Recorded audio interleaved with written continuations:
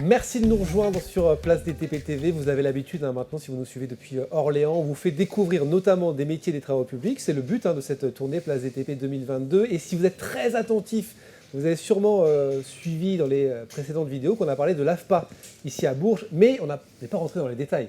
Qu'est-ce que l'AFPA? On va en parler justement avec mes invités. Vincent Demarco, re-bienvenue sur le plateau. Vous êtes le directeur de l'AFPA à Bourges. Bonjour. On va donc rentrer dans les détails, ce que vous proposez notamment. Et puis Fabien Rivalier, formateur travaux publics. Bonjour. Également à l'AFPA. Soyez le bienvenu. On va parler de cette formation de conducteur d'engins qui est assez récente depuis 2021 et qui est financée par le Conseil régional.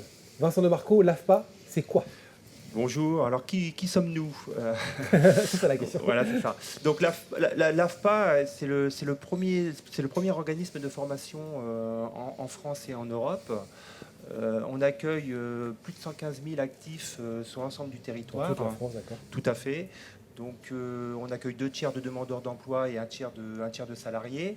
L'AFPA, c'est aussi 6 000 entreprises partenaires. 6 000 entreprises partenaires.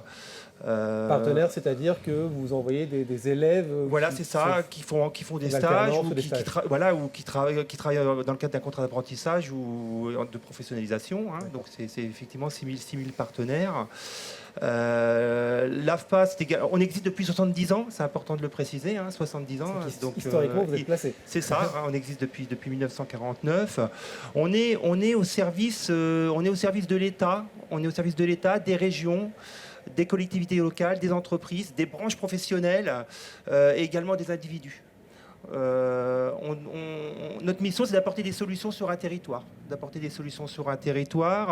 Et on forme les personnes pour leur apporter une formation et aussi une certification, une qualification. Oui, c'est ça qui est important à la fin, c'est cette qualification qui est importante pour les entreprises et de travailler conjointement avec les entreprises. Ça, c'est un vrai plus pour l'AFPA, j'imagine. Tout à fait. Alors, ici, dans le Cher, à Bourges... Il y a combien d'entreprises qui vous font confiance, par exemple, est-ce qu'on a un chiffre là-dessus? Alors, on a aujourd'hui, au niveau de l'AFPA, c'est 6 000 entreprises qui travaillent avec nous. D'accord, ok, sur le plan national. Tout à fait. Et dans le Cher? Alors, dans le Cher, on a aujourd'hui une quarantaine d'entreprises qui nous font confiance, Donc voilà, c'est très important. Alors, dans le Cher, on va retrouver un centre de formation qu'on qualifie, nous, d'Arlequin. C'est-à-dire qu'on est sur plusieurs secteurs d'activité. Vous allez retrouver des formations dans le bâtiment gros œuvre, second œuvre, également travaux publics, des formations également en génie électrique et en génie climatique, des formations sur les énergies renouvelables également, tout ce qui est formation tertiaire administratif, secrétariat, tertiaire service à la personne, service aux entreprises. On a une formation d'agent d'hygiène et de propreté. On est également dans l'industrie, on forme des soudeurs, on forme des techniciens d'usinage, des tourneurs, des fraiseurs. Voilà, on couvre l'ensemble des métiers qui correspondent à des métiers en tension sur le territoire. L'AFPA s'adapte à son environnement et on forme sur les métiers en tension. Et quelles sont les demandes, justement, parce que là, un événement comme celui-ci, vous êtes là pour parler de l'AFPA, évidemment, parler des formations, vous parlez de tension, mais on le dit, on le répète, ce sont des métiers, en tout cas dans les travaux publics, des métiers sous tension. Vous, votre rôle, c'est d'apporter une solution quasi immédiate à ces tensions? Oui, alors pourquoi une personne franchit les portes de l'AFPA? En fait, on vient chercher à l'AFPA un premier niveau de qualification. C'est un premier niveau de qualification, mais c'est aussi gagner en compétences. C'est aussi évoluer professionnellement. C'est changer de métier. Aujourd'hui, il me semble qu'un actif sur 5 souhaite changer de métier. Donc voilà, l'AFPA est là pour ça. On accompagne les gens dans les transitions professionnelles. Peut-être encore plus avec la crise sanitaire. Et encore plus avec la crise sanitaire. Donc c'est aussi accompagner les personnes qui souhaitent, dans le cadre de la validation des acquis de l'expérience, aller obtenir un diplôme également. Donc voilà, c'est vraiment, on répond aux besoins des entreprises par le biais d'une qualification. L'alternance, les stages sont super importants, forcément, dans ce parcours. Tout à fait. Donc l'AFPA propose des formations en alternance, que ce soit du contrat de professionnalisation ou du contrat d'apprentissage. Donc à partir de 16 ans, on peut accueillir des jeunes en fait. On va parler dans un petit instant de cette formation qui est assez récente, depuis 2021, conducteur d'engin. On va voir comment ça se met en place. J'avais juste une question, peut-être par rapport aux gens qui nous regardent et qui, du coup, connaissent l'AFPA un peu mieux maintenant. qui auraient envie de rejoindre un cursus comme celui-ci, ça se passe comment concrètement? Comment on peut s'inscrire? Tout à fait. Donc du coup, nos conseillers reçoivent les demandeurs d'emploi, les salariés. On a des permanences. On a des D'accord. permanences. On peut s'inscrire sur Internet. On est présent sur des forums. Voilà. Et le centre AFPA est ouvert tous les jours, tous les jours, et n'importe qui peut franchir les portes de l'AFPA pour s'inscrire pour suivre une formation. Au bout de combien de temps on peut rentrer dans une entreprise? Très rapidement, très rapidement, on a une offre de formation qui est récurrente. Donc une personne s'inscrit. Alors bien évidemment, on va lui faire passer des tests. On va vérifier un peu les prérequis de la personne pour vérifier que son projet corresponde bien au métier attendu. Et ensuite, assez rapidement, on peut l'intégrer dans une formation qualifiante. Et le but, c'est que l'entreprise travaille avec quelqu'un qu'elle a déjà eu en stage ou en alternance.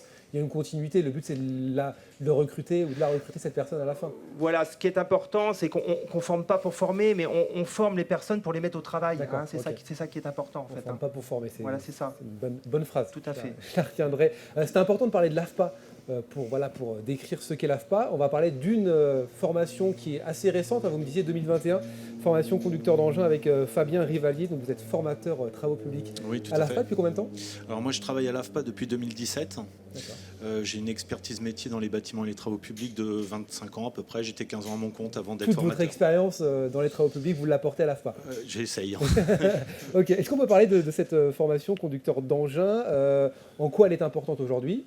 Et qu'est-ce que vous proposez concrètement? Comment ça se passe? Alors, elle est importante cette formation en termes de réglementation tout d'abord. N'hésitez pas à parler plus près du micro. Tout simplement pourquoi? Parce que aujourd'hui, sur les chantiers, par exemple, on a ce qu'on appelle l'AIPR, l'autorisation de travailler à proximité des réseaux.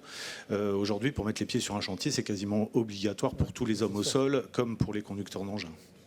Ensuite, le titre professionnel de conducteur d'engin a une équivalence de CACES en fait, aussi bien pour les mini-engins comme pour CACES, le certificat d'aptitude à la conduite en sécurité. C'est pas un piège, c'est pour les gens qui nous regardent peut-être. Tout à fait.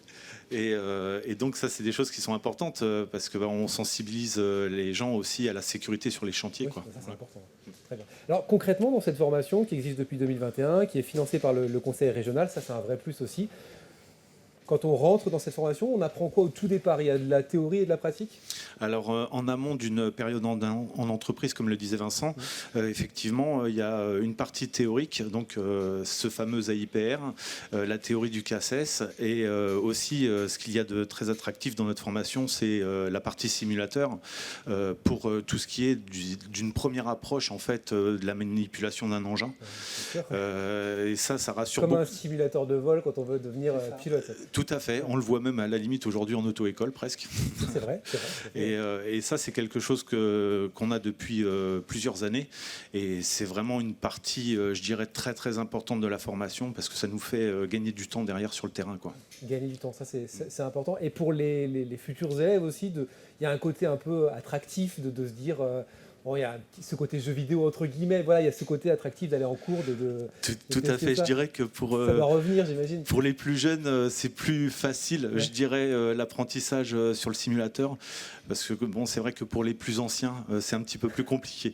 Ils s'y adaptent quand même, mais c'est pas tout à fait aussi attractif justement. Et du coup, sur Place DTP, là, vous avez amené un simulateur ou pas? Alors oui, l'AFPA a fait venir une société, je ne sais pas si je peux le dire, oui, si. La société Acreos, en fait, qui nous accompagne depuis plusieurs années. Donc c'est important de le dire. Et donc on peut s'entraîner. Je dis ça, mais je l'ai fait tout à l'heure. C'est pas facile. Du coup, c'est là qu'on se rend compte de la complexité du métier. Alors, c'est vrai que quand on voit quelqu'un qui a une expérience d'une dizaine d'années, on se dirait oui, c'est un métier qui est relativement simple. Mais en fait, c'est pas un métier qui est si simple que ça. D'autant plus que sur le nouveau titre professionnel, CECU, le conducteur d'engin en chantier urbain, on est amené à de la découverte de réseau, par exemple, et c'est quelque chose qui, je dirais, qui est très sensible, puisque les réseaux gaz, les réseaux électriques sont des réseaux sensibles et qu'aujourd'hui, on sait que tous ces arrachages ou ces arrachements de réseaux coûtent de l'argent aux entreprises et donc il est important, je dirais, de sensibiliser nos stagiaires là-dessus, quoi. C'est une formation récente, il faut communiquer dessus. Vous avez combien d'élèves? Alors, oui, alors elle est récente dans le Cher, mais c'est une formation qui existe depuis un certain temps. Alors, on a beaucoup de demandes, mais c'est toujours lié aux besoins des entreprises. Donc, ce matin, on a vu un certain nombre de jeunes qui se sont positionnés, qui se sont inscrits sur cette formation. C'est une formation qui est assez attractive, du fait de la conduite d'engin, en fait. Oui, c'est ça. Bon, formation récente dans le Cher, oui, mais en France, on a besoin depuis de nombreuses années d'avoir des conducteurs d'engins. Merci beaucoup. Comment on peut avoir plus d'informations directement sur votre site internet? afpa.fr, vous trouvez toutes les informations. Bon, merci à tous les deux, merci messieurs. Merci à vous. Merci à vous. Merci à vous, et puis on se retrouve très bientôt sur Place DTP TV. Merci d'être avec nous.